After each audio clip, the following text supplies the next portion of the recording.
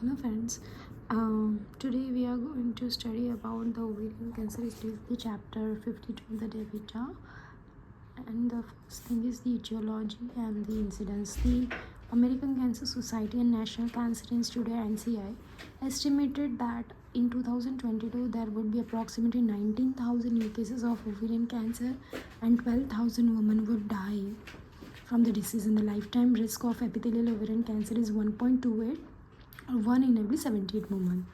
So this is important. Lifetime risk is 1.28 and 1 in every 78 women. And the risk is even higher among women with familial and known genetic predisposition to the disease. This risk is even higher in known familial and the genetic predisposition to this disease. And ovarian cancer are composed of epithelial tumors. And there are Sachs-Court tumors, stromal tumors, malignant germ cell tumor of the ovary, as well as the non-specific tumors of the ovary and metastatic cancer to the ovary. The non-specific tumor, including lymphoma, sarcoma, arise from the ovarian lymphocyte and fibroblast. And among the common metastatic tumors to the ovary are the cancers of the fallopian tube, then endometrium, cervix, breast, appendix, stomach, gastrointestinal tract, which the later being known as the Krukenberg tumors. So epithelial ovarian cancers are the most common ovarian cancer, accounting for 90% of the epithelial ovarian cancer. And this malignancies arise from the coelomic epithelium that encases the ovary and share a common embryologic origin with the primary carcinoma of the peritoneum. The most common subtype of epithelial ovarian cancer is the high-grade serous cancer, and most commonly arise from the fimbriated end of the fallopian tube and is associated with mutation in the breast cancer susceptibility gene BRCA1 or BRCA2, that has an inherited in approximately 10 to 15% of the cases, with further 5 to 10% acquired. Chromosome chemosensitive at diagnosis. The emergence of acquired drug resistance constitutes the greatest clinical hurdle, leading to occurrence of recurrent and progressive disease and ultimately death. So most common is 90% it is epithelial ovarian cancer. Origin is from the coelomic epithelium that encases ovary and share a common embryonic origin with the primary carcinoma of the peritoneum. So most common is high-grade serous carcinoma, which arise from the fimbriated end of the fallopian tube, associated with BRCA1 and BRCA2. Approximately 10 to 15% cases, 5 to 10% are acquired. And chemosensitive, these are chemosensitive and acquired drug resistant and constitute clinical hurdle and leading to recurrent progressive disease and ultimately death. So which are the etiology of this ovarian cancer? An established risk factor for epithelial ovarian cancer include age, old age, having a family history of the cancer, and protective factors like increased parity, oral contraceptive pills, then previous salpingo-oophorectomy, lactation and incomplete pregnancies, hysterectomy, tubal ligation that may confer a weak protective effect, infertility may contribute to ovarian cancer risk among nulliparous women. And environmental factors may also contribute to risk because high industrial countries have the highest reported incidence. And this suggests that the physical or chemical products used in the industry may be a causative factor. And no specific environmental carcinogen that enter through the vagina or delivery dietary factors have been identified that fulfill the requirement of causation. And that is also no evidence that incriminates viruses. So it increases with the increase in age, also with a positive family history. Protective factors are like increased parity, oral contraceptive pills use, salpingo-oophorectomy, lactation, incomplete pregnancy, hysterectomy, tubal ligation that may confer weak protection. Lactation, incomplete pregnancies, hysterectomy, tubal ligation, weak protective effect.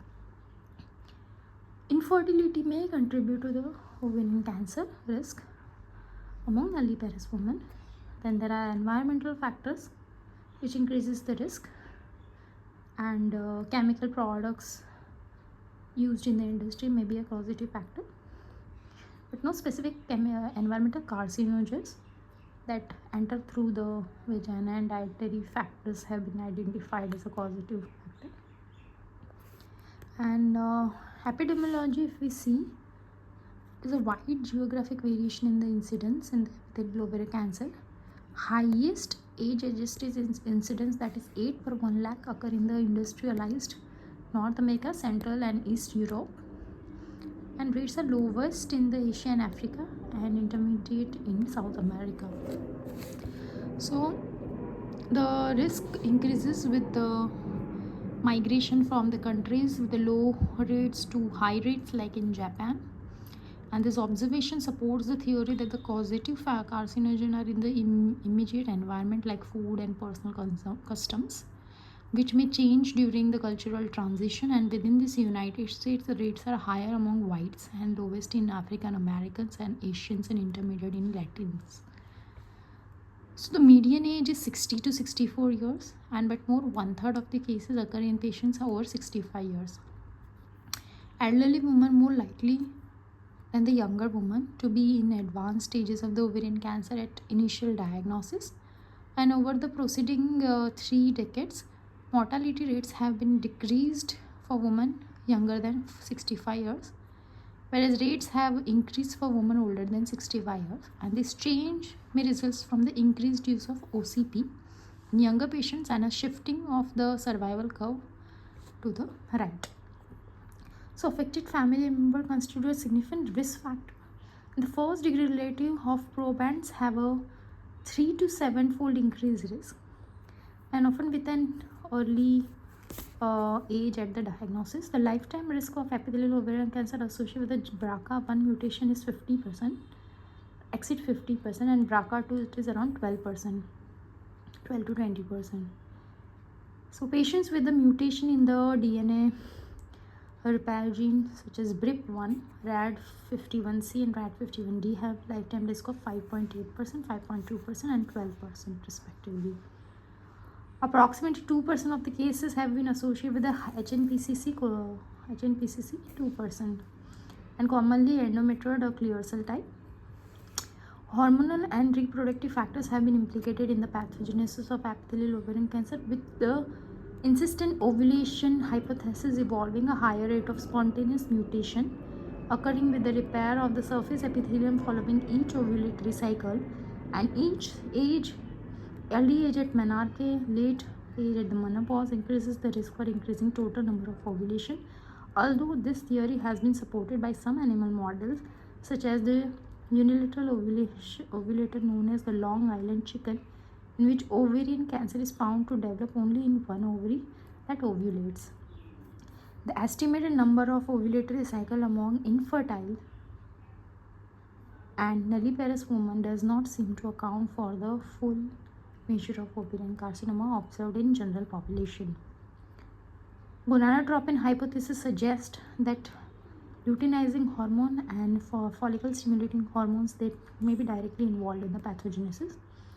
Infertility appears to be a risk factor in the epidemiological studies, and incomplete pregnancy like spontaneous induced abortion have been associated with the reduced risk in some but not all studies. And because pregnancy causes anovulation and suppresses the secretion of pituitary gonadotropins, both hypotheses may contain elements that account for the disease. And similarly, because lactation also suppresses the secretion of the pituitary gonadotropins and leads to anovulation, both hypotheses predict a protective effect from the breastfeeding, which has been demonstrated in some reports. And due to that effect on ovulation, numerous epidemiological studies have reported a consistent inverse relationship with the use of OCP in the risk of ovarian cancer, and it has been estimated that OCP use led to the prevention of 30,000 epithelial ovarian cancer every year.